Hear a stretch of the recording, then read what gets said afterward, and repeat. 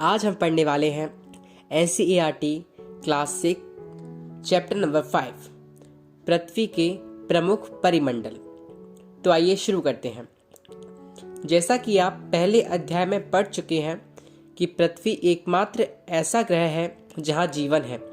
मानव यहां जीवित रह सकता है क्योंकि जीवन के लिए आवश्यक तत्व भूमि, जल तथा हवा पृथ्वी पर मौजूद है। पृथ्वी की सतह ऐसी है जिसमें पर्यावरण के 3 महत्वपूर्ण घटक आपस में मिलते हैं तथा एक दूसरे को प्रभावित करते हैं। पृथ्वी का ठोस भाग जिस पर हम रहते हैं उसे भूमंडल कहा जाता है। गैस की परतें जो पृथ्वी को चारों ओर से घेरती हैं उसे वायुमंडल कहा जाता है, जहां ऑक्सीजन, नाइट्रोजन, कार्बन डाइऑक्साइड तथा दूसरी गैसें पाई जाती हैं। पृथ्वी के बहुत बड़े भाग पर जल पाया जाता है जिसे जलमंडल कहा जाता है। जलमंडल में जल की सभी अवस्थाएं जैसे बर्फ, जल एवं जलवाष्प सम्मिलित है। जीवमंडल एक सीमित क्षेत्र है जहां स्थल, जल एवं हवा एक साथ मिलते हैं, जहां सभी प्रकार के जीवन पाए जाते हैं। भूमंडल पृथ्वी के ठोस भाग को भूमंडल कहा जाता है। यह भूपर्पटी की चट्टानों तथा मिट्टी की पतली परतों का बना होता है जिसमें जीवों के लिए पोषक तत्व पाए जाते हैं। पृथ्वी की सतह को 2 मुख्य भागों में बांटा जा सकता है। बड़े स्थलीय भूभागों को महाद्वीपों के नाम से जाना जाता है तथा बड़े जलाशयों को महासागरीय बेसिन के नाम से जाना जाता है। विश्व के सभी महासागर आपस में एक दूसरे से जुड़े हुए हैं। चित्र 5.1 में विश्व के मानचित्र को देखिए। क्या सभी स्थलीय भूभाग एक दूसरे से आपस में जुड़े हुए हैं? समुद्री जल का तल सभी जगह समान होता है। स्थल की ऊंचाई को समुद्र तल से मापा जाता है जिसे 0 माना जाता है। विश्व का सबसे ऊंचा शिखर माउंट एवरेस्ट समुद्र तल से 8,848 मीटर ऊंचा है। विश्व का सबसे गहरा भाग प्रशांत महासागर का मैरियाना गर्त है जिसकी गहराई 11,022 मीटर है। क्या आपने कभी कल्पना की है कि समुद्र की गहराई पृथ्वी के सबसे ऊंचे भाग से इतनी अधिक भी हो सकती है? महाद्वीप पृथ्वी पर 7 प्रमुख महाद्वीप हैं।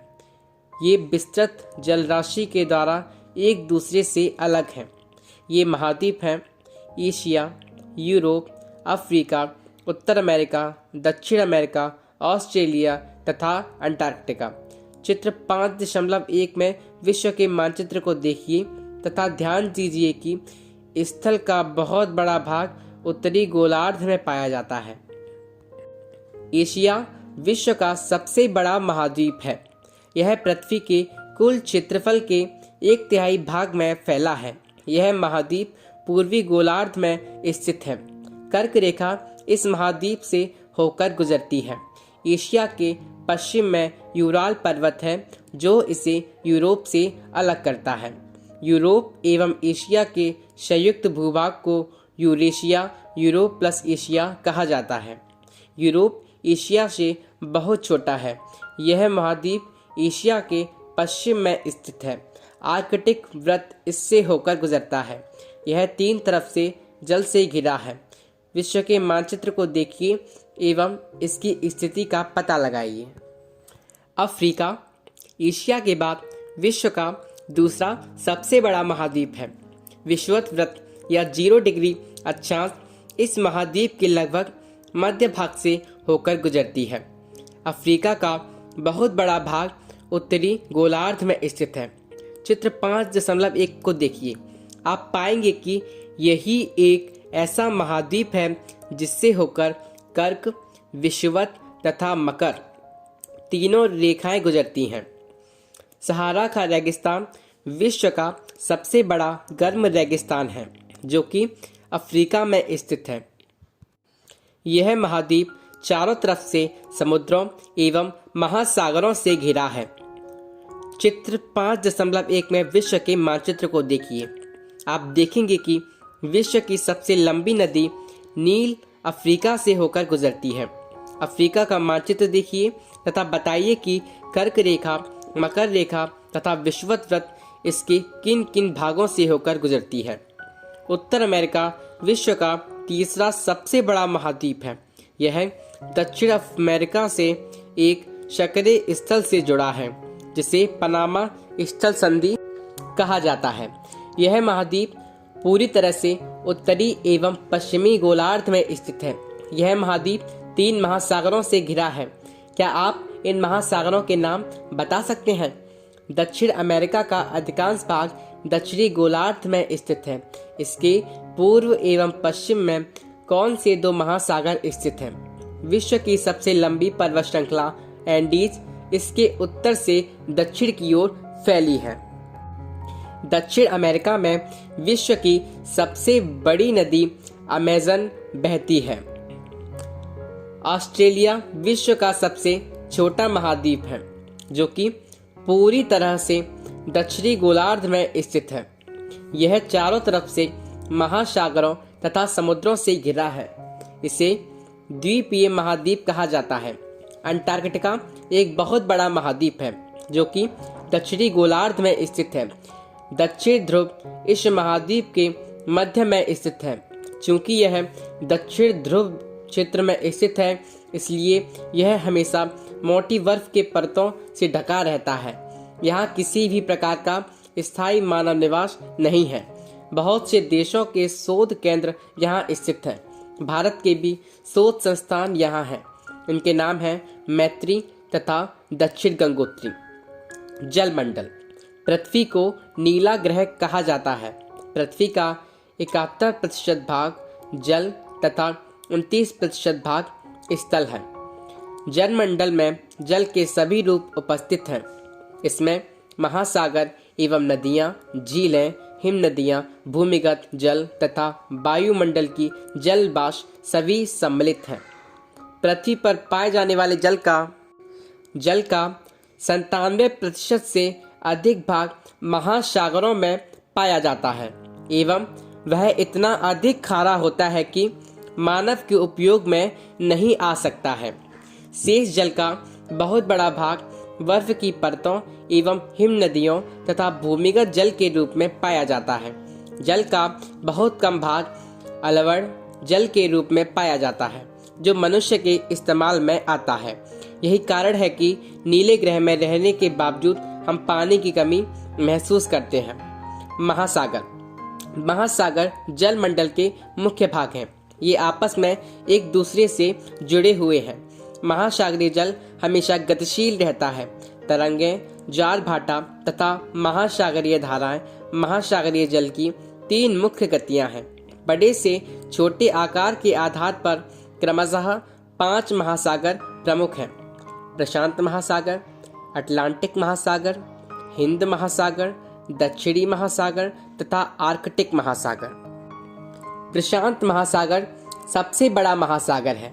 यह पृथ्वी के 1/3 भाग पर फैला है। पृथ्वी का सबसे गहरा भाग मैरियाना गर्त प्रशांत महासागर में ही स्थित है। प्रशांत महासागर लगभग वृत्ताकार है। एशिया, ऑस्ट्रेलिया, उत्तर एवं दक्षिण अमेरिका इसके चारों ओर स्थित है। चित्र 5.1 को देखिए तथा प्रशांत महासागर के चारों ओर इन महाद्वीपों की स्थिति का पता लगाइए। अटलांटिक महासागर विश्व का दूसरा सबसे बड़ा महासागर है। यह अंग्रेजी भाषा के एस अक्षर के आकार का है। इसके पश्चिमी किनारे पर उत्तर एवं दक्षिण अमेरिका है तथा पूर्वी किनारे पर यूरोप एवं अफ्रीका। अटलांटिक महासागर की तट रेखा बहुत अधिक दंतुरित है। यह अनियमित एवं दंतुरित तट रेखा प्राकृतिक पोताश्रयों एवं पतनों के लिए आदर्श स्थिति है। व्यापार की दृष्टि से यह सबसे व्यस्त महासागर है। हिंद महासागर ही एक ऐसा महासागर है जिसका नाम किसी देश के नाम पर यानी भारत के नाम पर रखा गया है। यह महासागर लगभग त्रिभुजाकार है। इसके उत्तर में एशिया, पश्चिम में अफ्रीका तथा पूर्व में ऑस्ट्रेलिया स्थित है। दक्षिणी महासागर अंटार्कटिका महाद्वीप को चारों ओर से घेरता है। यह अंटार्कटिका महाद्वीप से उत्तर की ओर 60 डिग्री दक्षिणी अक्षांश तक फैला हुआ है। आर्कटिक महासागर उत्तर ध्रुव वृत्त में स्थित है तथा यह उत्तर ध्रुव के चारों ओर फैला है। यह प्रशांत महासागर से छिछले जल वाले एक सक्रिय भाग से जुड़ा है, जिसे बेरिंग जल संधि के नाम से जाना जाता है। यह उत्तर अमेरिका के उत्तरी तटों तथा यूरेशिया से घिरा है। वायुमंडल। हमारी पृथ्वी चारों ओर से गैस की एक परत से घिरी हुई है, जिसे वायुमंडल कहा जाता है। वायु की यह पतली परत इस ग्रह का महत्वपूर्ण एवं अटूट भाग है। यह हमें ऐसी वायु प्रदान करती है जिससे हम लोग सांस लेते हैं। यह वायुमंडल हम लोगों को सूर्य की कुछ हानिकारक किरणों से बचाता है। वायुमंडल 1600 किलोमीटर की ऊंचाई तक फैला है। वायुमंडल को उसके घटकों, तापमान तथा अन्य के आधार पर 5 परतों में बांटा जाता है। इन परतों को पृथ्वी की सतह से शुरू करते हुए क्षोभ मंडल, समताप मंडल, मध्य मंडल, आयन मंडल तथा बहिर्मंडल कहा जाता है। वायुमंडल मुख्यतः ऑक्सीजन एवं नाइट्रोजन का बना है, जो कि साफ तथा शुष्क हवा का 99% भाग है। आयतन के अनुसार नाइट्रोजन 78%, ऑक्सीजन 21% तथा दूसरी गैसें जैसे कार्बन डाइऑक्साइड, आर्गन इत्यादि की मात्रा 1% है। ऑक्सीजन सांस लेने के लिए आवश्यक है, जबकि नाइट्रोजन प्राणियों की वृद्धि के लिए आवश्यक है। कार्बन डाइऑक्साइड यद्यपि बहुत कम मात्रा में है, लेकिन यह पृथ्वी के द्वारा छोड़ी गई ऊष्मा को अवशोषित करती है, जिससे पृथ्वी गर्म रहती है। यह पौधों की वृद्धि के लिए भी आवश्यक है। ऊंचाई के साथ वायुमंडल के घनत्व में भिन्नता आती है। यह घनत्व समुद्री तल पर सबसे अधिक होता है तथा जैसे जैसे हम ऊपर की ओर जाते हैं, यह तेजी के साथ घटता जाता है। आप जानते हैं कि पहाड़ों पर पर्वतारोहियों को हवा के घनत्व में कमी होने के कारण सांस लेने में कठिनाई होती है। ऊंचाई पर सांस लेने के लिए उन्हें अपने साथ ऑक्सीजन सिलेंडर लेकर जाना पड़ता है। जैसे जैसे हम ऊपर की ओर जाते हैं, तापमान भी घटता जाता है। वायुमंडल पृथ्वी पर दबाव डालता है। यह एक स्थान से दूसरे स्थान पर अलग अलग होता है। कुछ क्षेत्रों में हमें अधिक दाब महसूस होता है, जबकि कुछ क्षेत्रों में कम। वायु उच्च दाब से निम्न दाब की ओर बहती है। गतिशील वायु को पवन कहा जाता है। जीव मंडल। जीव मंडल स्थल, जल तथा हवा के बीच का एक सीमित भाग है। यह वह भाग है जहाँ जीवन मौजूद है। यहाँ जीवों की बहुत सी प्रजातियां हैं, जो कि सूक्ष्म जीवों तथा बैक्टीरिया से लेकर बड़े स्तनधारियों के आकार में पाई जाती हैं। मनुष्य सहित सभी प्राणी जीवित रहने के लिए एक दूसरे से तथा जीव मंडल से जुड़े हुए हैं। जीव मंडल के प्राणियों को मुख्यतः 2 भागों, जंतु जगत एवं पादप जगत में विभक्त किया जा सकता है।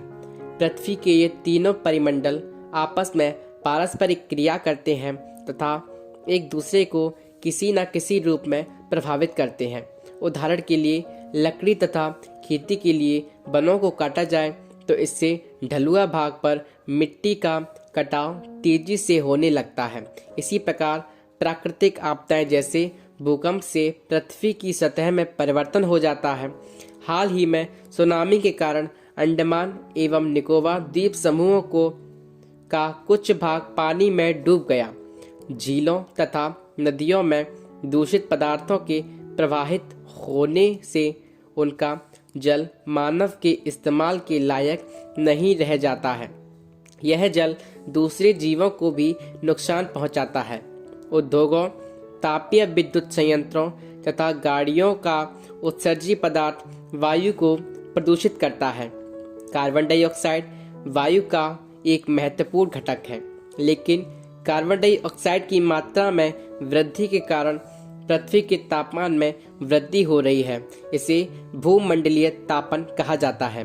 इसलिए भूमंडल, वायुमंडल तथा जलमंडल के बीच के प्राकृतिक संतुलन को बनाए रखने के लिए पृथ्वी के संसाधनों के सीमित उपयोग की आवश्यकता है। Thank you so much. तो इस प्रकार यह अध्याय समाप्त होता है। ये सभी ऑडियो बुक्स आपके एज ए यूपीएससी एस्पिरेंट आपके रिवीजन में बहुत ज़्यादा ही सहायक हैं। मैं आपको पर्सनली सजेस्ट करूँगा कि आप कम से कम एक बार इन बुक्स को हफ्ते में ज़रूर पूरा करें, जो कि आपके लिए बहुत ही लाभदायक सिद्ध होगा। धन्यवाद।